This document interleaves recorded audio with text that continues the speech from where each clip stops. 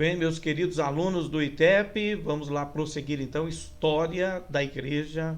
Você está no seu bacharel em Teologia e olha que visão, hein? Eu coloquei de propósito, porque não poderíamos passar por História da Igreja sem passar por esse período que acabou influenciando muito a Igreja, né? Em dois estados, a Igreja perseguida, a Igreja que morreu no Coliseu, os primeiros mártires, e depois a igreja protegida pelo Império Romano. Vamos tentar compreender um pouco a estrutura do Império Romano, como era a sua cosmovisão política, a sua cosmovisão na questão das religiões. Nós já vimos na introdução que eles eram politeístas também, e como isso acabou afetando a igreja, né? Então, de perseguida para protegida. Qual foi o pior momento da igreja? Pois é, você vai se assustar com a resposta. Vamos lá de olho aí na sua apostila.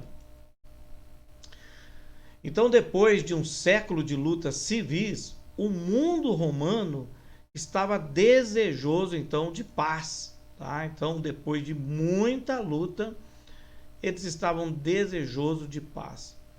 Otávio Augustus se encontrou na situação daquele que detém o poder absoluto num imenso império com suas províncias pacificadas, em cuja capital a aristocracia se encontrava exausta e debilitada. O Senado não estava em condições de opor-se aos desejos do general, detentor então do poder militar.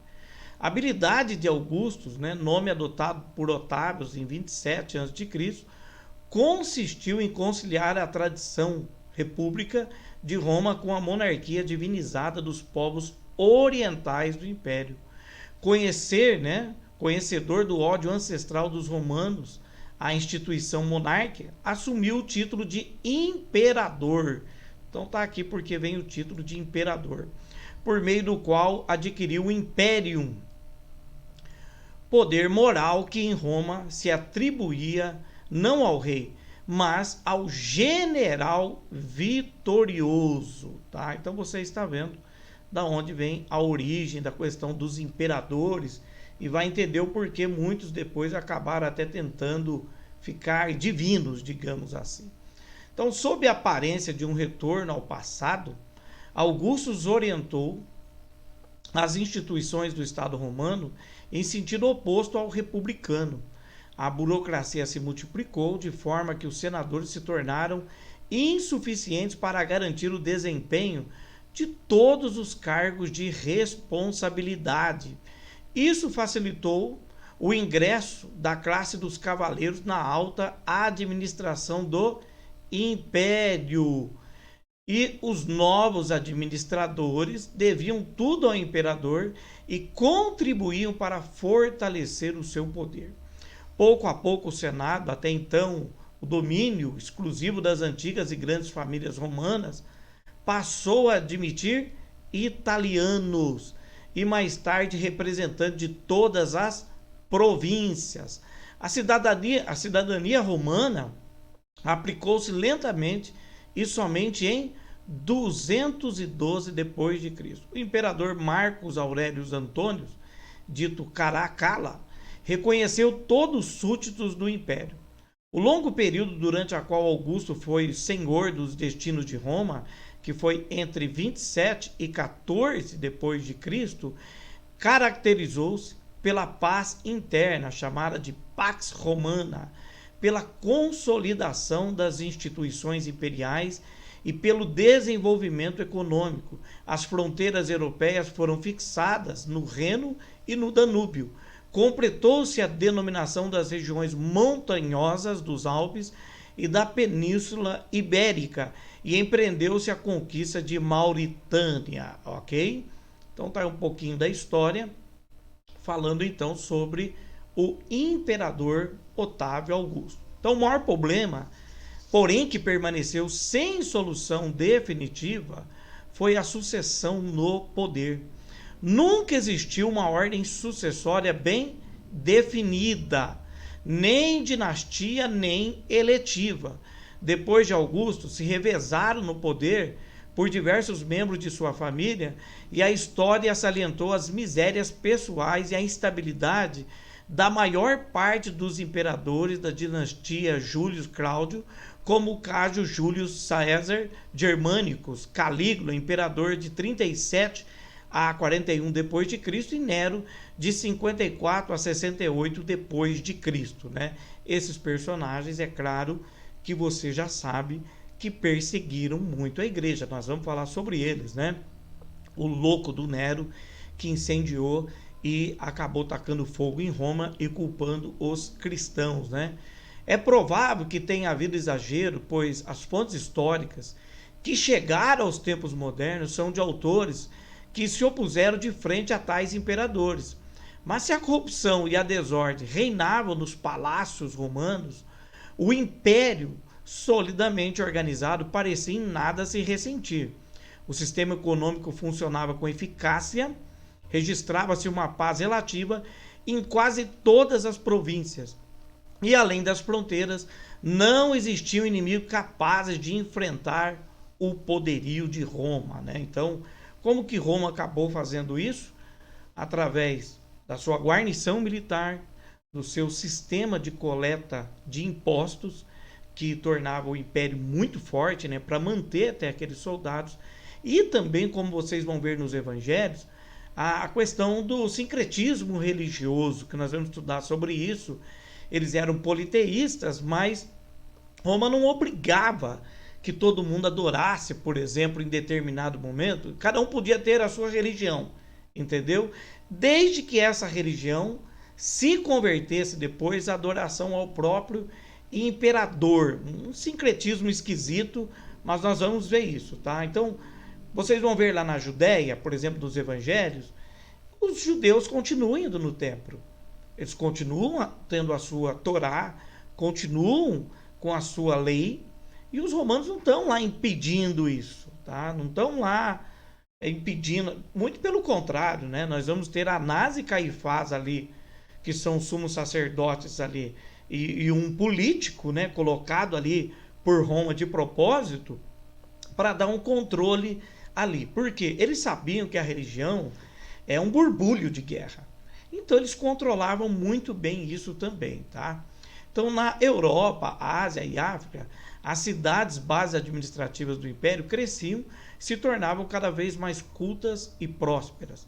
As diferenças culturais e sociais entre as cidades e as zonas rurais que as cercavam eram enormes, mas nunca houve tentativa de diminuí-las, ou seja, esses problemas sociais não vêm de hoje. Ao primitivo panteão romano juntaram-se centenas de deuses, e na religião, como o vestuário e em outras manifestações culturais, difundiram-se modismos egípcios e sírios.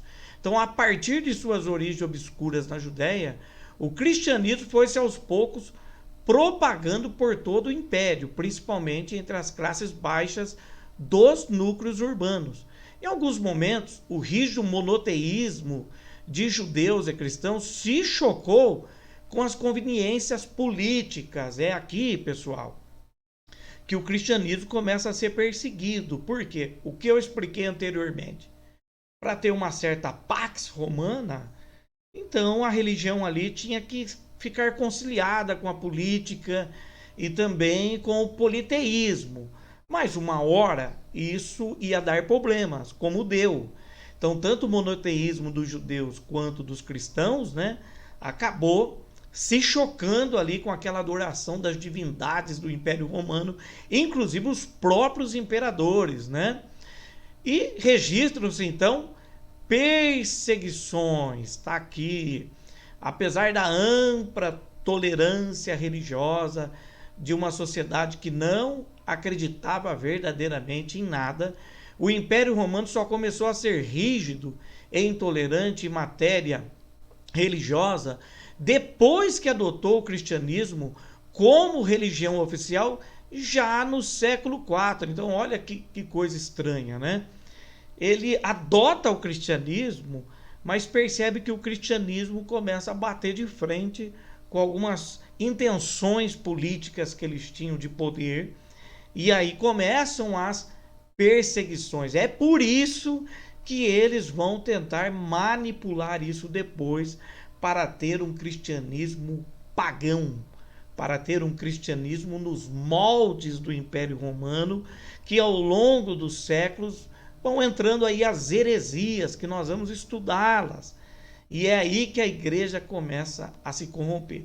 Enquanto a igreja está sendo perseguida, tá? Enquanto a igreja está sendo perseguida, ela se mantém ali firme nas suas convicções, na sua base, mas depois que vem uma suposta proteção, é que começam os problemas, tá?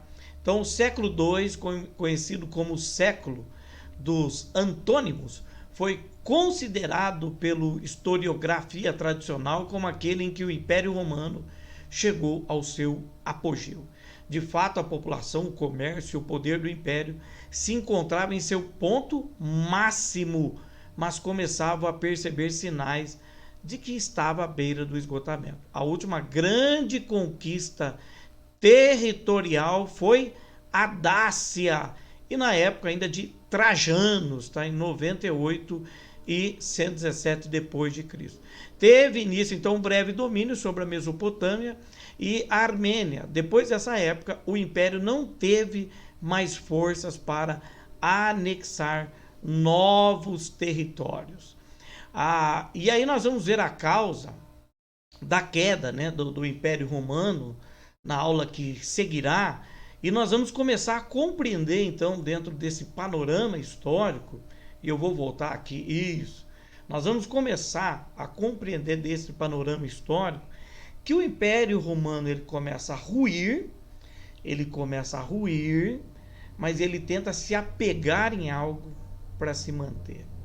E é aqui, meus queridos, que a igreja acaba entrando depois, ok? Aí há discussões teológicas, discussões históricas. Foi uma permissão do Senhor para proteger a igreja, proteger os escritos bíblicos apenas, mas que, por má fé de muitos homens, acabou entrando as heresias, e nós vamos até os pré-reformadores que começam a lutar contra isso, os reformadores que lutam contra isso. Então vai ser muito bom a gente estudar toda essa história, tá? Que você precisa compreender sobre a igreja, tá? Então a gente volta aí na próxima aula para continuar sobre a ruína do Império Romano, então, e como a igreja começa a emergir com força, mas com grandes perigos.